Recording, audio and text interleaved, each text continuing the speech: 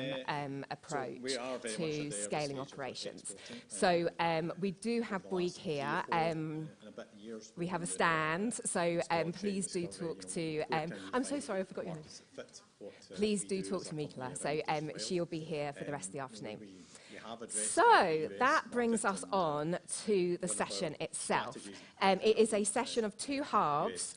The first half before break is I'm about to introduce you to three of, I would put it, the highest export performers that exist in Scotland, and the whole point of this panel is to really get into how they are doing this, how they are performing.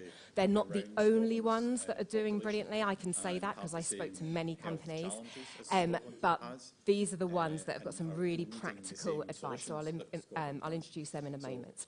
And then after the break we will reconvene, we'll come back. If there are more questions from the audience, if we want to keep the conversation going a little bit, we'll be able to do so with a couple of the panellists. But then we're going to go into something that came up, I'd say, in every single interview about how companies are proactively approaching the US market. I'm not going to give you a spoiler because it's probably going to come up in the discussion. But that will be basically some free advice and insight from me, actually, when we come back after the break. All right? So I do have a mic, so what we'll do is I'll kick off the panel discussion, but I will be opening it up. This is your opportunity to ask questions about how your peers are doing this, how they are increasing their global exports. All right? So if there isn't anything else, I would really like to introduce the panellists that I have here. I've got one on her way. But we may well cover something, we may well have a discussion with her after the break. So first of all, can I invite Sarah to the stage? So Sarah is from Fios Genomics.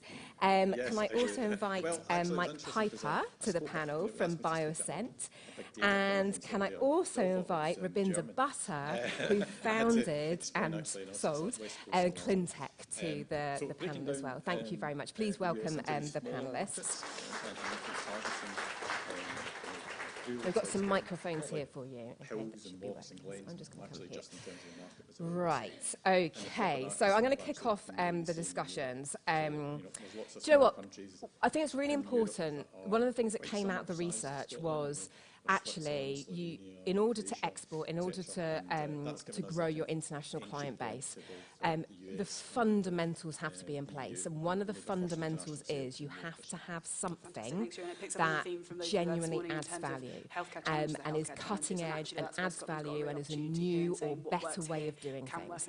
So I actually would like to, one of the reasons I sort of didn't go into your organisation is I'd like to come to the panel and ask you what it is that your company has created for the market, that value that you've created, what you're brilliant at, and actually maybe how you've adapted slightly over the years. So, do you know what, Sarah, I'm going to come to you first. Based in central Scotland, we do energy devices and we design, manufacture, so as Alex said, I'm Sarah Liner. I'm the Chief Executive of Fios Genomics. Fios is a service provider in the big data sector. So we're a bioinformatics service provider. And like most of the SMEs in Scotland, we started as a university spin-out. And I think I've stolen this from somebody, and so apologise if it was you, David, wherever you are. But I talk about this field of dreams mentality that a lot of small companies have. Now, I'm showing my age, but if anyone remembers the Kevin Costner Field of Dreams, if you build it, they will come. No, they won't. Okay, so I think the first lesson that we learned at Fios was, okay, we have this thing, we spun it out, it's beautiful, it's lovely, and it's shiny, but people need to know about it. We need to get out there, we need to tell people about it. So that's the first step, you have to be there. Is it what people want is the ultimate question. And whenever I'm speaking to early stage researchers who are about to spin out, is this going to fulfill a gap? Well, yes, it does this super fast. Is time the issue, though? Well, but this is halving the time, you know, and you need to think about these critical questions. So I think at Fios we really thought about, okay, we have this, it's lovely and it's shiny, is it what the market needs? And so the first couple of years, the first travel trips, were all about, does this fix your problem? We've got this, does it fit? And we did have to pivot the business a little bit. So we were originally meant to be a faceless online organisation, nobody would talk to each other, they would upload data, put in a credit card, we would do the analysis, send it back, and nobody would have a conversation. But quite quickly, the feedback was, no, we want a conversation. We want to talk about our research, talk about, you know, we don't want a software one-size-fits-all, we want a dialogue. And so we had to pivot our business based on what we needed. So I think that's what we've done well and continue to do well.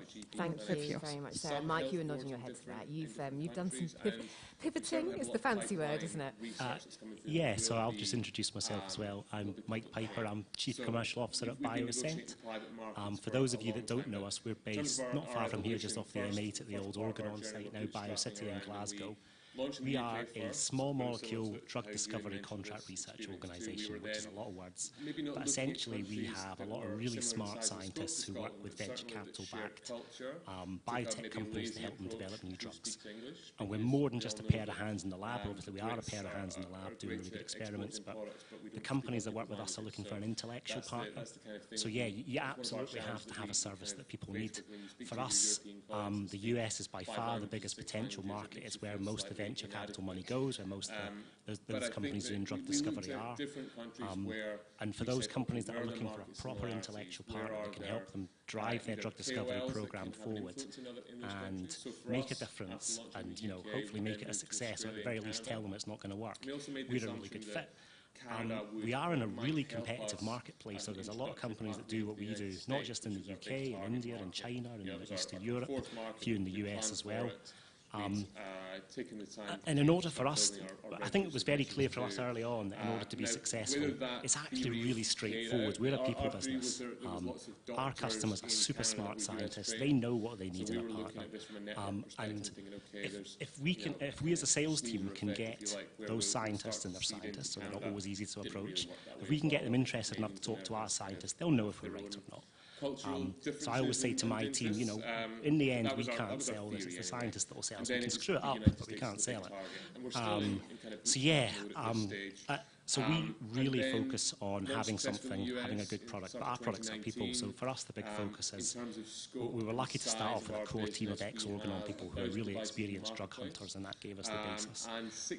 But, you know, for us, going forward, it is attracting, retaining, training, developing scientists, and bringing them in at all levels, bringing them in as fresh PhDs, bringing in experienced people, bringing them in from all over the world. And we just always need to remember we are a people business, and it's amazing how many of our competitors forget that. And, you know, for us it has worked. It's not been easy, particularly with COVID, but when I joined in January 2018, I was employee number 7, and we will be 95 by the end of the year. So I wouldn't say it's been easy, but it's been successful. And that's what's been most satisfying for me is you know, bringing those, not just jobs, but really good careers to Scotland, and more to come as well. And I won't talk too much longer at this point, but I think one of the fortunate things for me in my earlier career is I got to watch lots of people try to expand into the US, and I saw all the obvious mistakes get made. And in all fairness to some of the individuals involved, some really non-obvious mistakes as well, some really creative mistakes. And it's quite a privilege to get to see people make mistakes and learn from them and not have to make those mistakes yourself. So I had a pretty clear idea of how I wanted to do it, and so far it's going quite well. Thank you very much, Mike. And sort of on that subject of 7 to 95, did you say? We need to come to Rabinda. So Rabinda, you know, I heard you speak 3 years ago now, I think, in Aberdeen, and it was this incredibly compelling story of, I think you started your company from your home, and then can you tell the rest of the story? And what was the thing that you did brilliantly at Clintech that meant that you added value or did differently to others? I know some of my previous team are here, and young entrepreneurs themselves now, like Lee Fell, who's CEO of a company now in the life sciences field, so it's really great to see that. And Aileen, my assistant for many years, is here as well. So what did I do brilliantly, or what did Clintech do brilliantly? Maybe I'll just start a little bit from where you've just said. I started from home a long time ago when my 2 boys were born. And I was in a little German town called Dienstlaken. Not many people spoke English there. So that was quite a hard place to start a business. But I have a background in the pharmaceutical research and conducting clinical trials for previous to that with 3 major companies, an American one, a British one, and a Japanese one. So I kind of had some international experience when I was quite young. But in this little town, it's, you know, if you want to work, you have to go and work in the office, which is in a major city. So I decided to just start from home. And I did what I knew best, which was share my knowledge in developing clinical trials, designing protocols, supporting companies that would believe in me. And at the beginning, it was just myself. So I would have to contact people I knew in the pharmaceutical industry, and some of them would take they trust in in what you can deliver because they know you from before or so on. So anyway, that started off, I got very busy very quickly, and that was the start of Clintech.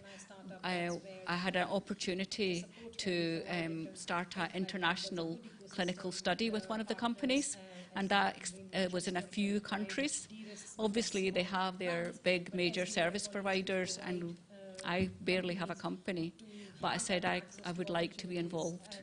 And that was the start of Clintech. The first people I employed decided to stay. We became a family. We were in a few countries, and the clients worked with us for 5-6 years.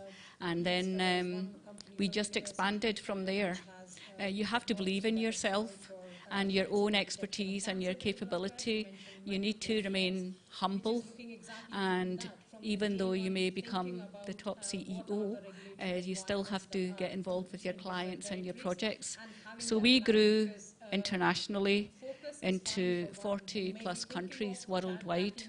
At about 700 people. We worked for 7 of the top 10 pharmaceutical companies in the world as a key preferred provider for some of those top companies. We also work with 25 of the top 50 biotechnology companies in the world. And we won many awards along the way. The success was mainly the people of Clintech.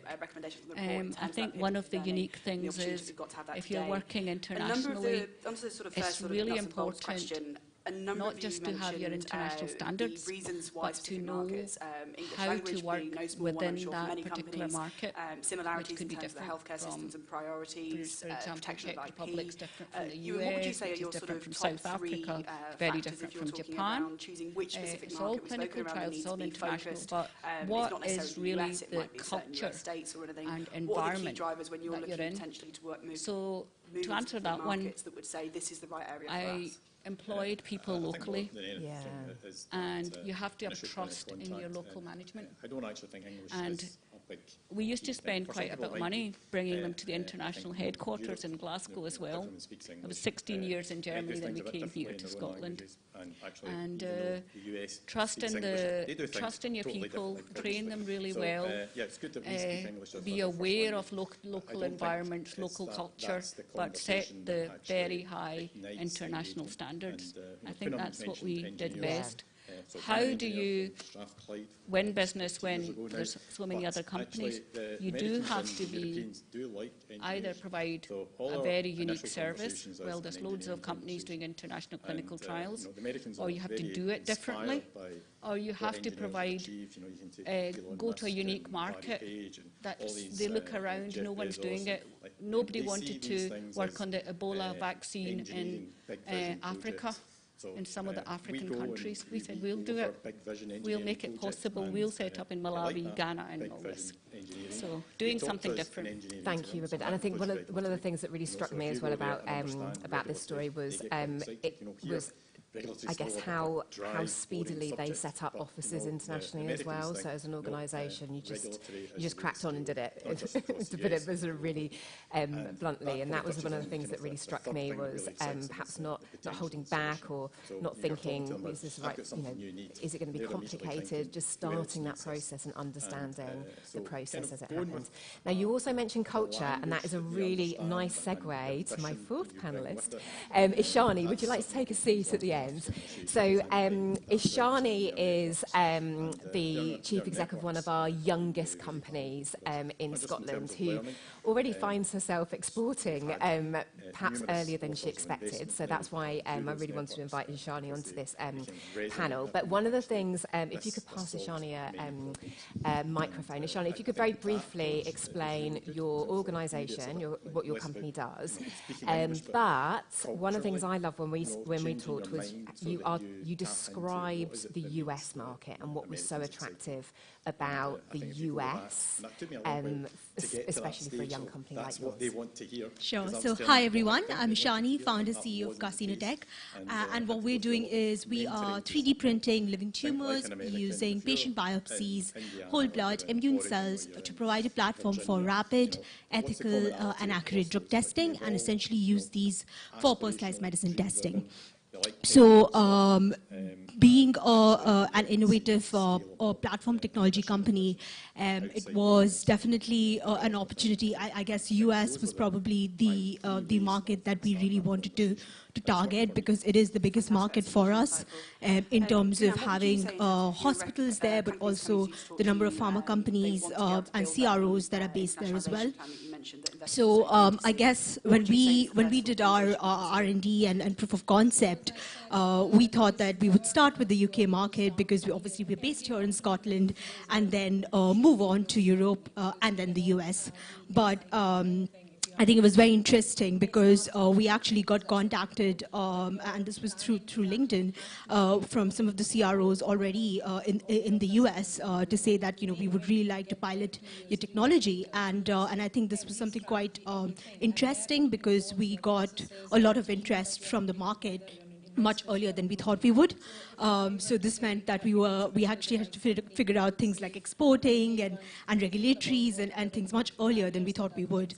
But because I guess one of the biggest attractive things about the US market is the fact that they really like to adopt new technology quite early on, and they're quite supportive of innovative technology, whether it comes to hospitals or pharma companies or CROs.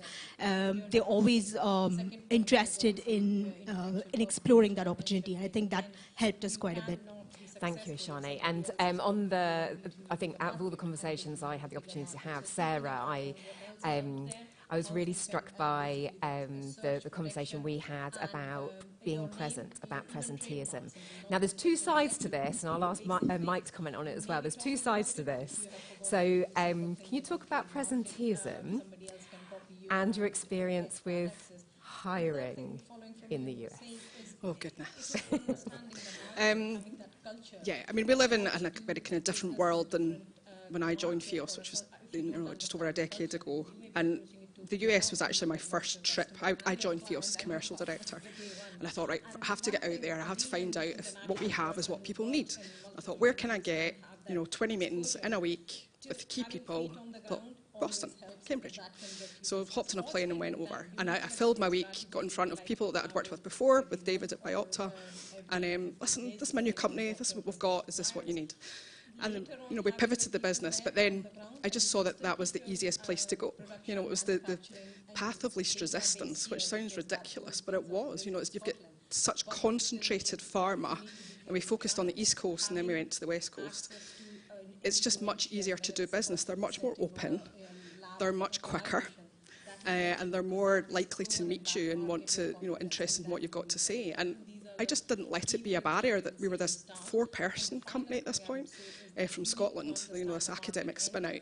And we just quite quickly created this web that we were much bigger. And we did that partly with marketing, which you might come on to, but partly just with being there and being present, getting our name out there. And actually, a lot of our clients think I live in the US because I just always happened to be there. And I was going every 5 weeks. I was doing 12 to 15 trips a year. And I was always either just coming back or just going. And people were more willing to see you if you'd made an effort to fly over there and see them. So I think the presenteeism took a hit with COVID. There was a bit of panic in FIOS HQ, I'll not lie. And we did all these projections about what was going to happen to sales if we couldn't travel, and they were all wrong. We blew it out the water because we had already spent a decade building those relationships. And actually looking back, COVID didn't impact new business or existing business, strangely. But now we need to go back, and I'm about to do my 3rd trip of the year next week. So I think, particularly when it's a fledgling business, people buy from people, and they've got to read your body language, and you can't really see all that on a screen. You have different conversations face to face, not worse, not better, just different. You communicate more differently with people. You're sitting in front of them. So yeah, I think the presenteeism, we're never going to change that. We've reduced it. I hopefully won't need to do 12 to 15 trips a year, but I'll probably need to do half a dozen just to get out there. Mike, you were nothing like that. we will start. And Mike, I can't remember, what's been your experience of that balance of whether it's people from here that make that effort, or whether you've, what your experience has been of hiring people in the US? Your question, Ryan, we've gone down the regulatory pathway. We are happy with when we started in 2018, it was always really clear that the US was the biggest potential market by far.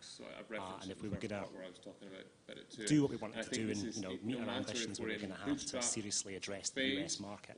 But I'd had previous experience, and I'd seen previous people struggle with the US market.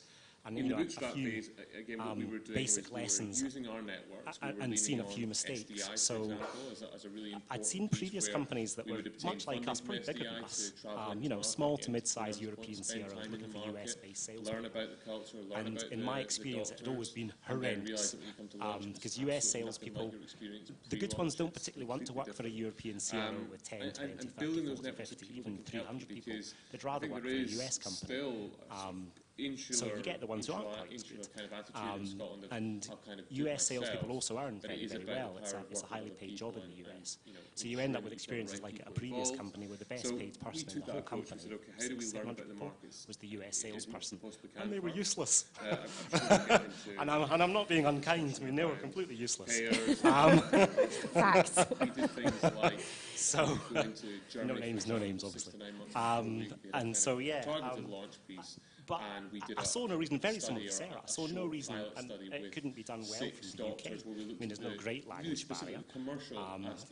We only need to go out, I think that's right, in total 10, 12 times a year is plenty.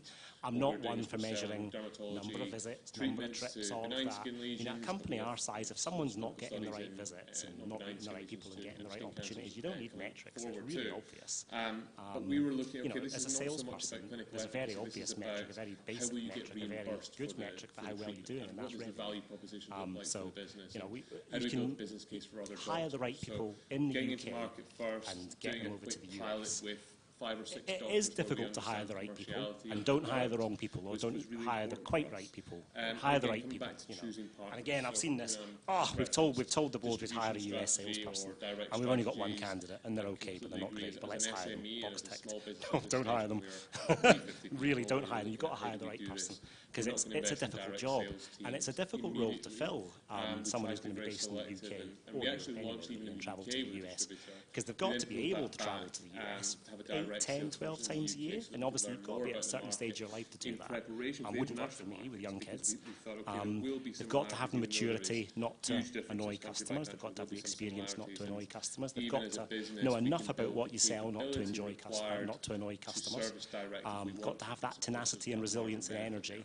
So they're not easy to find. So I would say we knew that we needed to go to the US, but we needed to be opportunistic and build it around the right person. And we were very fortunate that someone in our network who was a consultant based in the US became available. And consultant wasn't our first choice, but we knew this guy, we knew he was good, and we knew that this was an opportunity we could take, and we could probably afford if we got a bit of help, and it would get us started. And fortunately, we've got a very good SDI account manager who was really helpful in getting this off the ground and getting it started. Worked with this consultant for a year, Julian Avery. He did a great job for us, got some early contracts, which we grew and got us a reputation in the US. And then when Julian, as was inevitable, moved on to other things and a full-time job, we were in a good position to bring in, we'd been looking for a while, bring in a full-time UK-based person, which took us 6 months to find, I would say. I mean, I interviewed 12 people, looked at double that number of CVs, had a really good agency looking for CVs as well. Now got 2 people based in the UK, fully focused on the US, doing a great job, but they're not easy to find. Got to find the right people. Thank you, Mike. And that was one of the messages that I really wanted to be shared, is if you're struggling finding a salesperson, let alone a US salesperson, and you're a bit alarmed by the salary and the bonus, then actually it's not you. It is an issue that I heard every single time, every single interview I did. This was one of the hardest things. Rabinda, I know that you would have had people in each country to deliver on the project and to run the trial. From a sales perspective, from sort of getting those clients, was that you at HQ, or did you hire internationally as well? So what you've just, everyone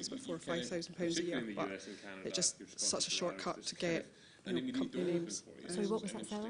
It's LinkedIn Sales Navigator, so it's like an add-on for LinkedIn. Okay. All right, thank you. And Ishani, you've been using LinkedIn as well, haven't you? Yes, yeah. So LinkedIn, and we've also had our advisors or board members or investors introduce us to potential companies that could be interested. So that's been like introductions through someone else has been a key part for us to get introduced to companies we're interested in.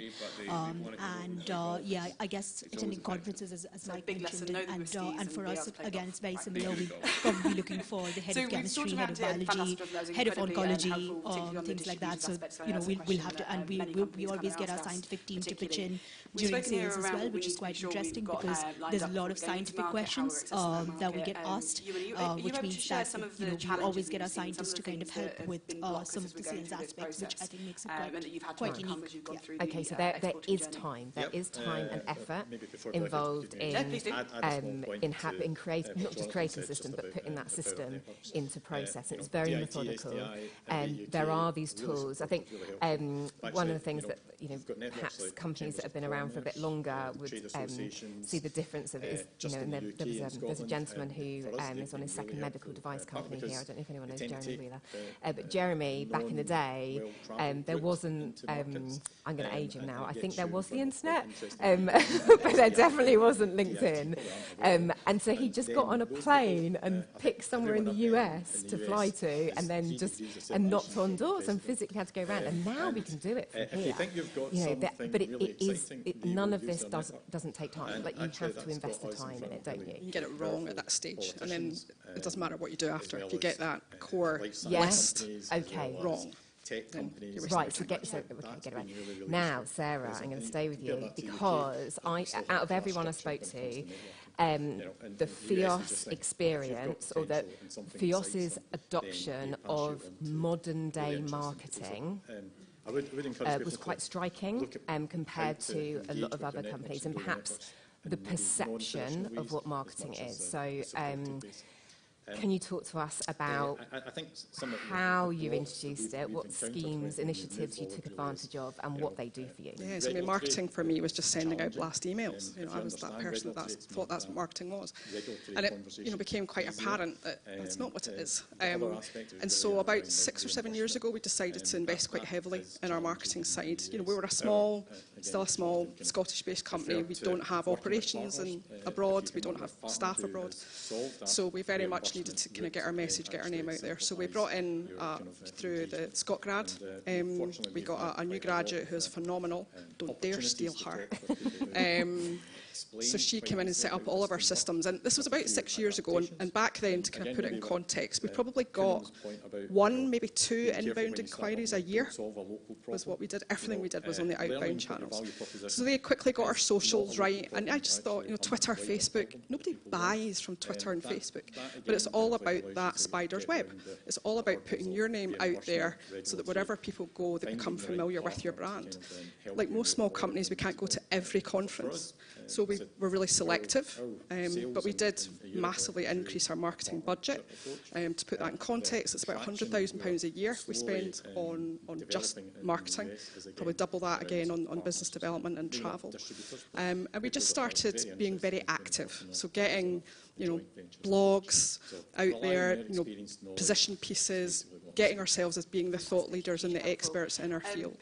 And it really, it's taken a long time. And I think some of the problems with marketing is that you send out a blast and it didn't work, that's rubbish, and you throw it away. But you've got to be consistent and you've got to keep going with it. And I think only now we're starting to see the fruits of that investment. And we've taken on 2 ScotGrads since then.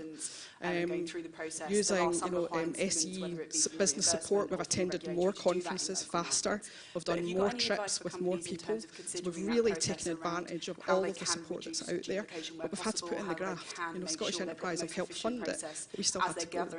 And now I think we average about 30 inbound inquiries per month. But it's taken us 6 years to get there. So what I would just say is consistency and tenacity.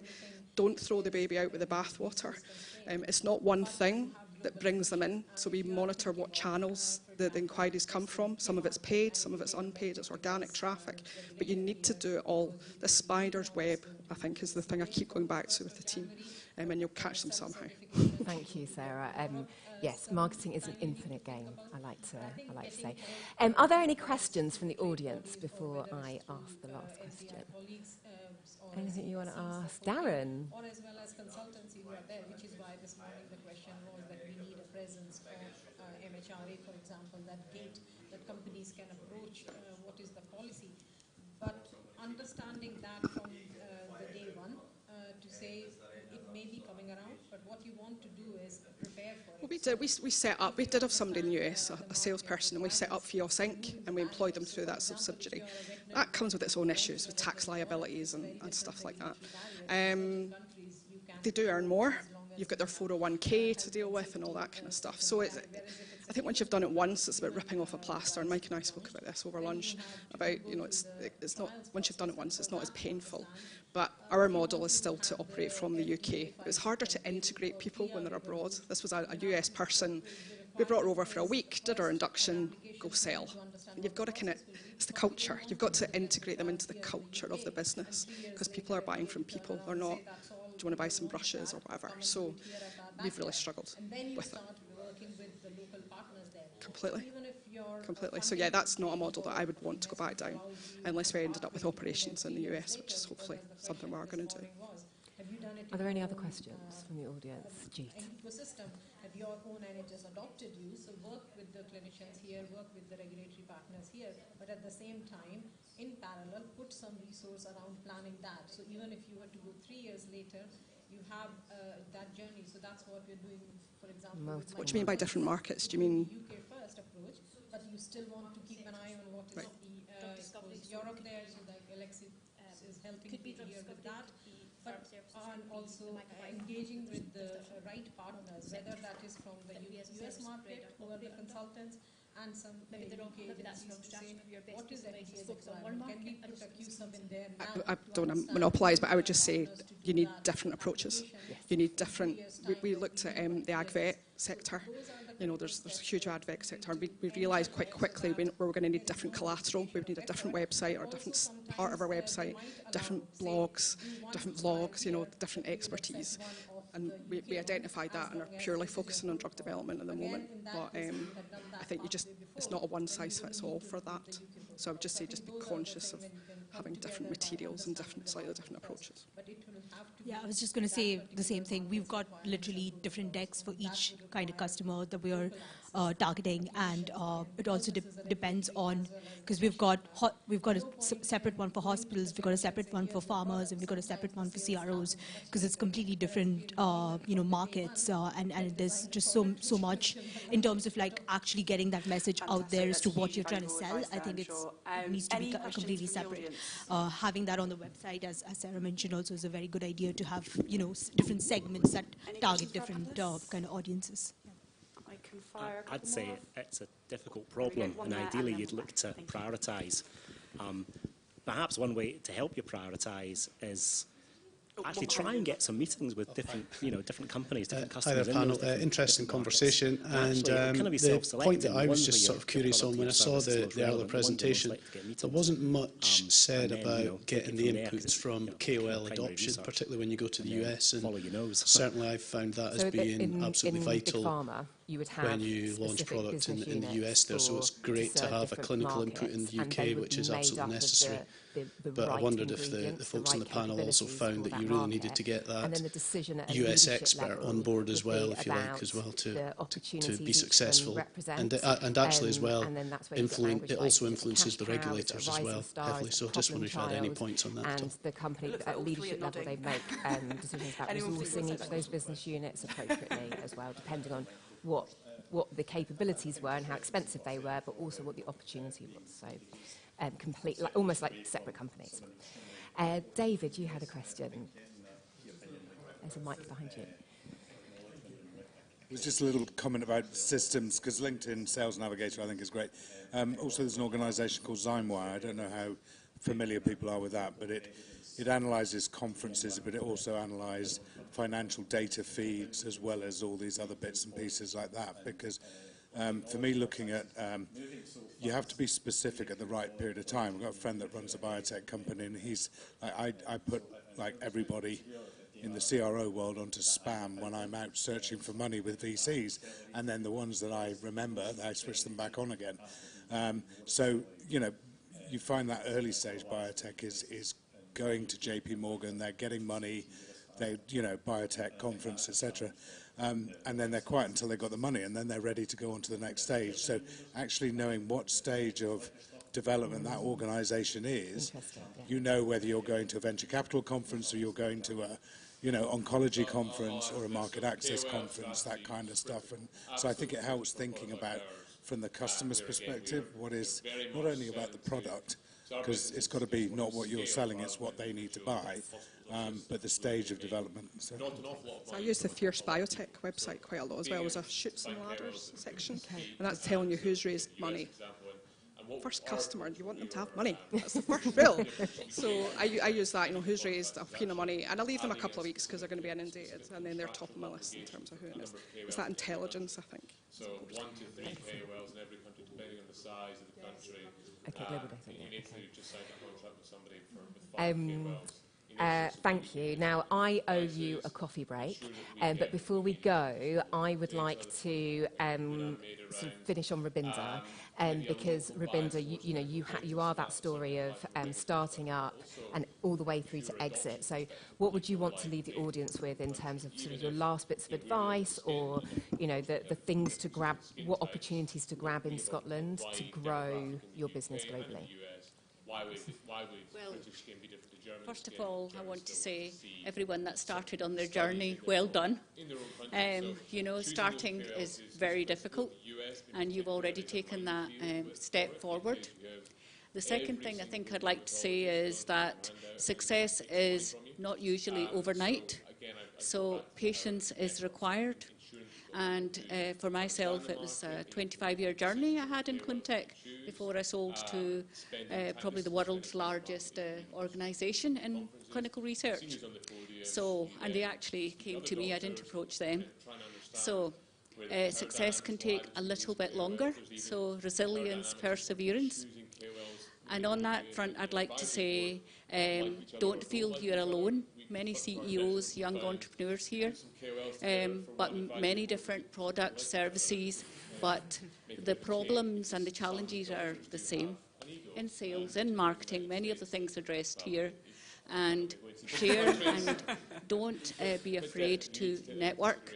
And especially these days, we can do global business easier. We mentioned so many of the different kind of ways to do it. So you can network even globally.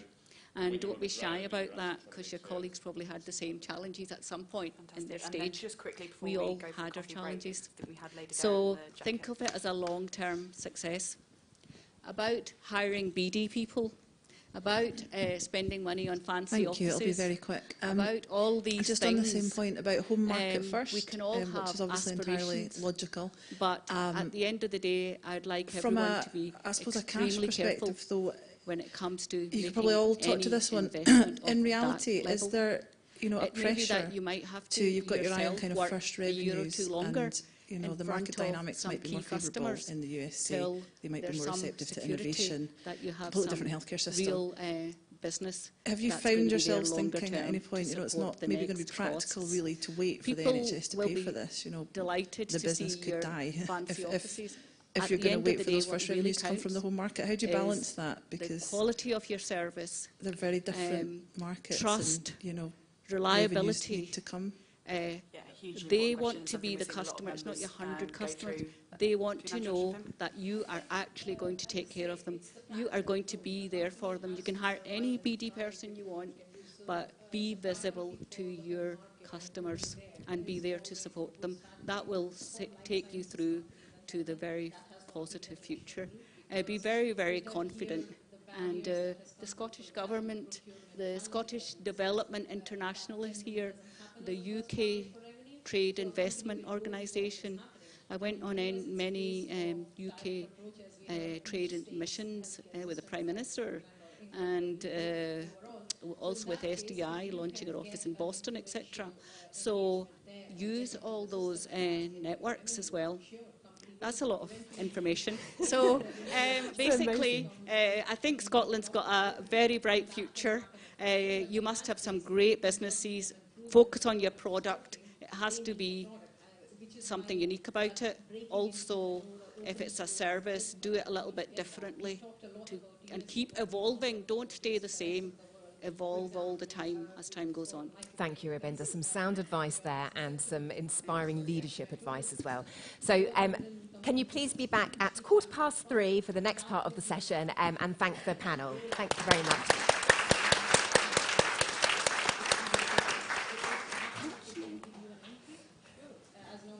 Sonny, where do you need to go? You need to go, don't you? Yeah, sorry. Oh, thank you for coming. Don't have that tighter regulation in certain countries. So doing an initial research to say where you can launch earlier at lower barrier, start there, some revenue going on, and then work towards a destination. Fantastic. And then just before we close. Yeah, just to answer that, a very quick experience of ours was we were recognised as a UK first and a world first, not in Scotland. We did that in England. And I actually think the solution that you're suggesting is to think outside the NHS box. And I think that wider approach to health and life sciences is perhaps the solution. So we are now doing a lot of work in the pharmacy and community side, not working in the NHS. Actually, that's a good piece. Fantastic. Well, thank you. That was thank you to all of you. That was a hugely insightful session. I think we've covered the full wealth of challenges and opportunities there, and hopefully that's been helpful for those in the room. After this session, we've got a quick coffee break, and then we're coming back for some more expertise on regulation and reimbursement. So if you'd like to join me in thanking the panellists for a wonderful session. We are running about 10 minutes behind, so add 10 minutes on to the coffee break.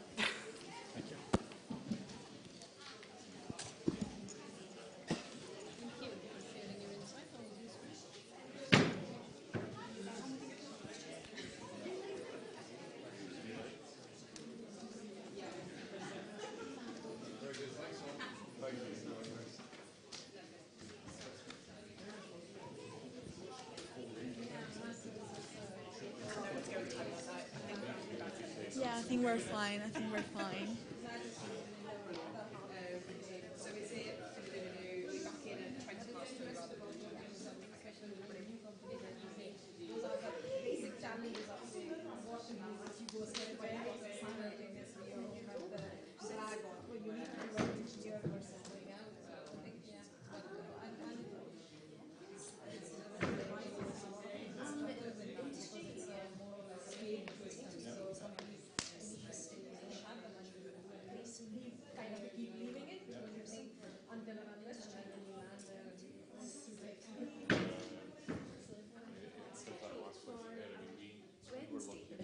My job is done. We didn't sell our first product to the NHS. So we launched, the company was formed in 2008. The first product we got to NHS was 2021. and that's the thing, another thing about the investor market, because the journey is so long. There are lots of investors who won't touch you. So that another issue becomes that you can show this equity journey. And this is why your approach just you have to choose very carefully, because otherwise people get impatient or they put in why warned against 6 years and saying, why don't you have a chance to give you time? We only give to revenue generating company, that's our model. And it's really invest in these companies who are actually leading and they are the critical product. Because if you all look for the revenue generation, that's not the model. So certainly there is a gap for people who actually invest in there, and which is why you need even investors who understand the market. Yeah, and that's the value for us. We've got a healthcare investor, and that was the new value we had. And this healthcare. London. There are, there's small to mid-cap investors. So our investment's 10 million. That's quite interesting. Up to my So God. so I mean, I need to understand what the opportunities, but so that I can then start to prioritise who I speak to. Our first raise was very small. And be a bit more proactive. So at the moment we're pretty much reactive. Things get chucked over and we They typically, because private equity typically are not I don't want that, into sometimes me choosing who I go to talk to, Yeah, no, absolutely. More than myself. A lot of their portfolio is That person talk to, dentists and but there's care any ideas as well, just let me know. That's Just put on my next speaker. Oh, there you No, they're good. And that's the question that you need at every stage, especially the companies that require, if you need the policy or strategy of running things simultaneously, then you need that kind of funding also, because that depends, otherwise it becomes sequential. The reason it takes 6 years is because you have to go through that journey one after the other when you can afford to do that. So, and in the US, sometimes they are entering later but can run forward because they can get larger investment quicker, whereas here it's a drip feed kind of attitude in some cases, and that drip feed will only result you one after the other 6 years versus 3 years. No, you're right, you're right. And I think actually, from an ecosystem point of view, we should be able to move much quicker. You know, being a small country, it's quite close together, but actually, reality is it's aversion actually to risk slower. on all levels also. People are that failure thing. Everybody wants to, not even win, everybody wants to be safe. And if you are safe, where is the disruption? Because you will only go well-trodden path. Anything new is seen as, and obviously you should go with the eyes closed that, you are as likely to succeed as you can fail. Absolutely. That doesn't happen. So. You know, I'm going to thank you because we did a SibTech pitch once and you tweeted about it. You said this stuff is really disruptive. Yeah, I think you actually used that word. This was really exciting for the NHS. That was just before COVID. Never used it. We had to go to England, who then said, this is really disruptive. This is UK first. This is a world first. So you were spot on in your observation and that SibTech presentation. Unfortunately, the NHS. And that's my criticism of SibTech. I still challenge every minister. I said, where is the procurement tied at the end of it? You dissolve, you come up with a solution. There is no guarantee or no procurement for the company.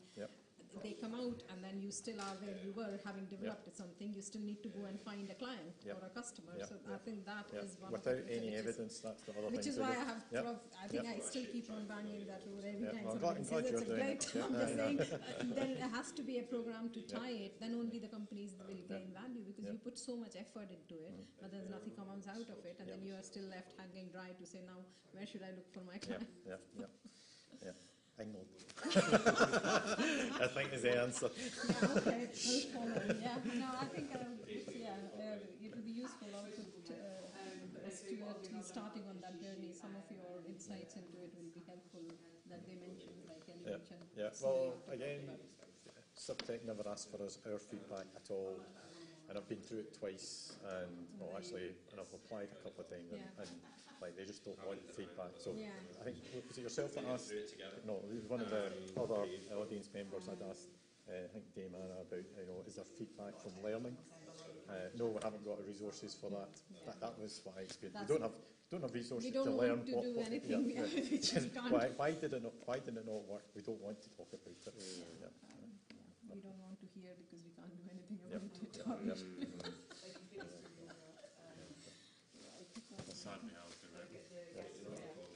Can I give you my card? Do you know Clive Badman?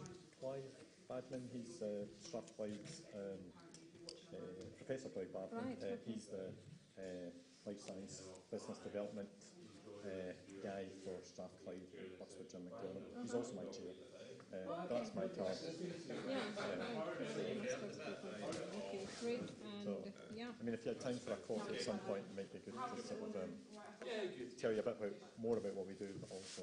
So is he Clive's chair? Clive's chair for my company. Good. Yeah, I mean, I'm pretty sure. I think I've read an email exchange with Clive, but not met it. As I said, it's a COVID time that I started here, so I haven't managed to meet. But it would be good to if you speak to Clive and mention it to him. Because he is keen that, as I said, almost done 3 degrees at Strathclyde. We should get you more here. Are you as part of the supporter network here? I'm not. Okay, if you don't mind, then I'll put in touch the team because they obviously will value your feedback and connection back if you have done 3 degrees. I never finished my PhD, so I've done 2 and a bit. I've done 2 and a lot of research. But I mean, Clive's trying to tie me a lot to Strathclyde. Okay, nice meeting you again. You connected on LinkedIn? Yes, I think I connected with this one. So lovely to meet you. And I'll keep in touch, and as I said, I'll put Stuart in touch with you so we can have a call just to share that. He's starting on that journey where all that. That's great. Thank you. Bye. Thank you both so much. No, thank you. Brilliant. Apparently it's going up on the internet, so people dialing virtually got audio from both at the same time. Okay. So we were answering their questions.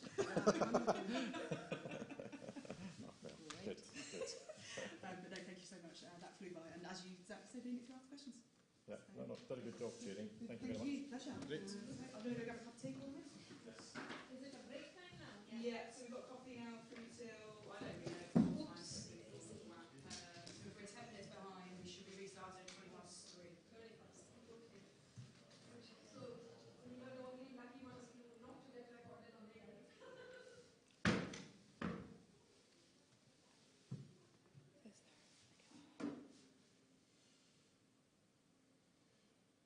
Is there a slide changer? I don't know where it's gone.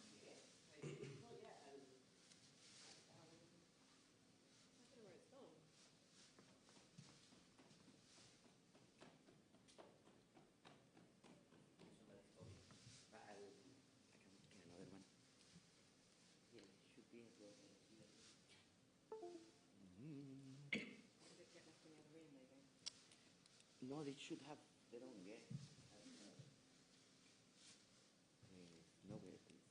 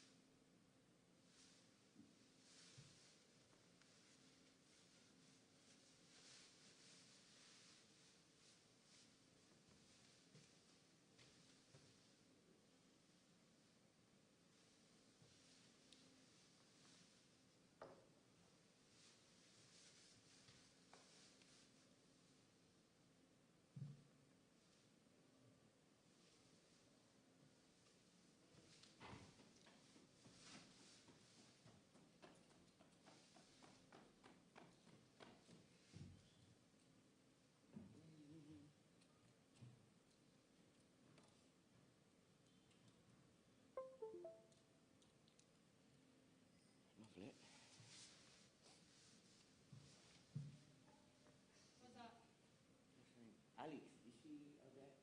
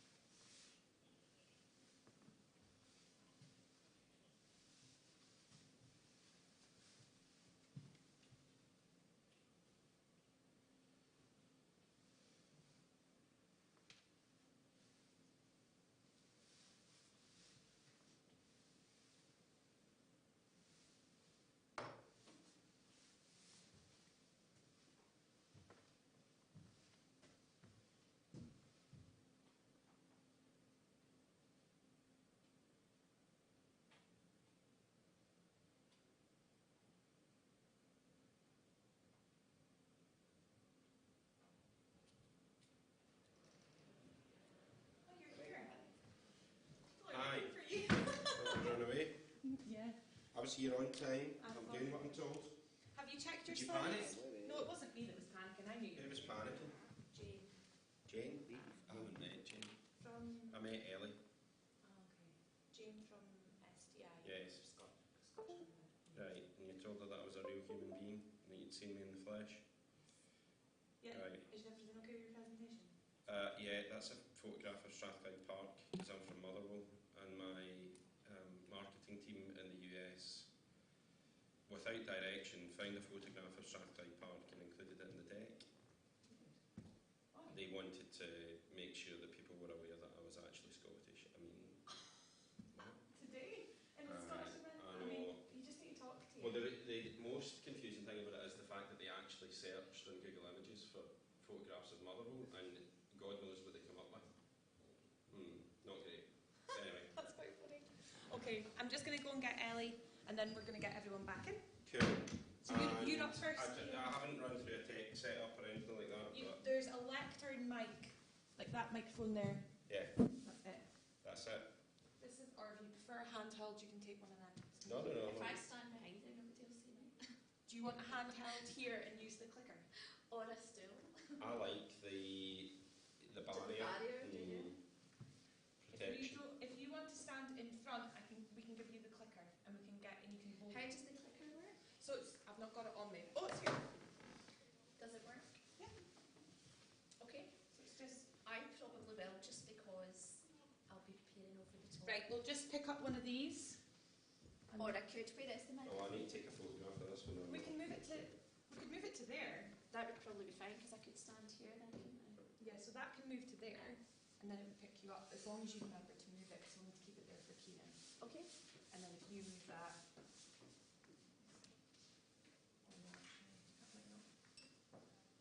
Maybe I'll just, if I stand here, will that pick up? Do you know what?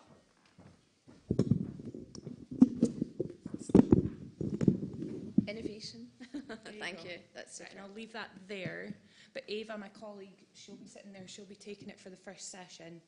Okay, And that's then just take it back from her. So I'll go and get Ava. Coming from that one? Yeah, I've just put that there because I'm going to stand out, just so I'm not. Yeah, right. We're going to get Not people too back in. wee. I'm Kieran, by the way. Elaine, Nice to meet you. No, if I stand here, it's, Not going to work? so I'll stand here with this mic. It's not Okay. changed. Right. So they have changed it, but they just so they went to print before they changed it. Okay. This is where you find out the presentation isn't the one you think you're giving. This is how I find out the flow, and it's also where I start to think about what I'm actually going to talk about. Right. Okay. Cool. Photograph of Strathclyde Park. Cool. Because I'm from Motherwell. I'm from East Kilbride. Well, Congratulations. I live in East Kilbride. I'm not from there originally. Well, my marketing team in the States built this, and I saw this come through last week, and I thought, how in God's name have they managed to figure that out and get that into the deck? It's probably the best looking photograph of Motherwell they could find right now. Did she tell you what the timing is? What, how long I've got to talk? Yeah, because everything's a wee out now, isn't it? Well, I'm going to speed things up. 15 minutes. 15 minutes I've got. I'll try and do it in 10 if there's a few questions. Okay. Thank you.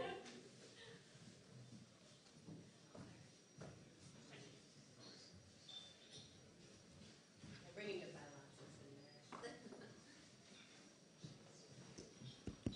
Thank you very much.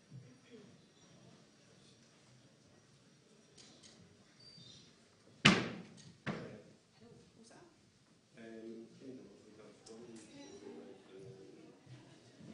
Kind of, we have one,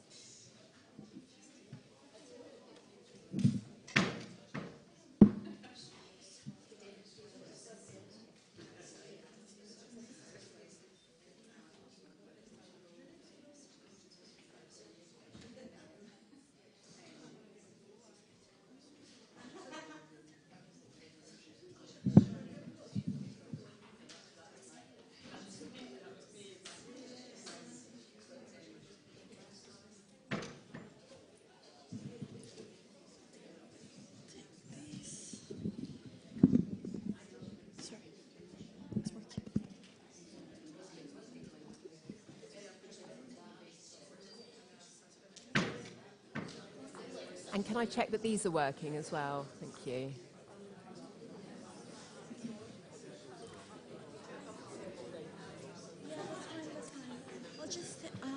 I'll just take that when the Q&A is going to start. Are you happy to comment on a couple of things in the expert? Do you want to do it?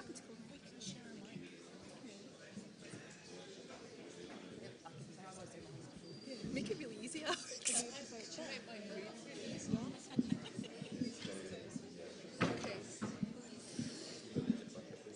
Okay, welcome back, everybody. Thank you for coming back, because we're getting quite late in the day, so I do really appreciate that. And after this session, everyone's going to come back in here just for a little bit of a reflection piece and just to wrap up the day. So, before we move on to the next presentation, because as you know, unfortunately, we don't have Bill Penny with us, I just thought it would be a good idea to draw your attention to a couple of the things that went into the export plan that I think are particularly relevant to farmer services. So there's a couple of, I guess the export plan is the commitment. There's a commitment to some effort and some support, whatever that may look like. And as David said, we are absolutely welcoming input into what exactly this will look like. But a couple of things I wanted to pull out was this idea of there being a support mechanism to help SMEs undertake market research. So you know in the panel earlier was talking about that desk research, that detective work to go online, find the companies, see what their investment status is, get a list of those companies. In principle, this is the sort of support that we are talking to SDI about. But then, of course, there's also the support mechanism for market visits, so there's presenteeism. This was something that came out that a lot of the companies they really valued from SDI, was that support to actually get there. Now we've got Deborah here from SDI. So Deborah, did you want to just did you want to add anything to that or comment on that specific? You know, that piloting that Some of the support panelists mechanism. earlier picked up the challenge around reimbursement and making sure SDI already you're aware has of a which range of models you may support be going available through for companies to as you're help them with approaching market different markets. research. We've access Delighted to to a say number we've got with us today subscription Kieran Hughes databases, from global Nordic data Global, farm who's going to give us organisations. We can perspective, access particularly on the that. US Kirsten market. So Sullivan. without further ado, We have a research team Kieran, that over to you. can help companies with that. We've got a global Scot network. We've got in-market specialists who can help company with and good afternoon, everyone. My name is Kieran Hughes. But what we did hear very strongly was that real value of being in market and having that in-market presence. Nordic are some of you who have been around a little bit longer will know that SDI has in the past had funding to help companies get out to market. Now we're in a very challenging funding situation and we don't currently have that, and what we'd really like to do is look at ways that we can either bring that back in within the, I guess, the kind of financial constraints that we're operating in, or package up what we can offer in a way that certainly addresses some of those challenges that companies have, because we heard very strongly, and Sarah mentioned it, being in market, being visible is important, speaking to customers is really important. And if we can't fund it, we're hoping to push for that, but if we can't fund it, what else can we do with the existing mechanisms we have that can help companies do some of that to help them make informed market choices and get them in front of the right customers, because that's really key for the sector. Thank you, Deborah. And this is very much sort of this whole package is a pilot, isn't it? So this really is the time to engage and to say, right, how can I either be part of it, try it out, or have some say, have some input in it. That's very yeah, absolutely. And I guess if you just want to explore what is available through SDI. If you're not familiar with SDI, we're happy to chat. Some of it we can do directly through our trade specialists in Scotland. Some of it is open on a one-to-many basis for companies too. But just come and speak to us and we can signpost you to what we already have available. Keep you in the loop of things change and what develops, and just keep you informed about how this sort of pilot package shapes up as we move forward.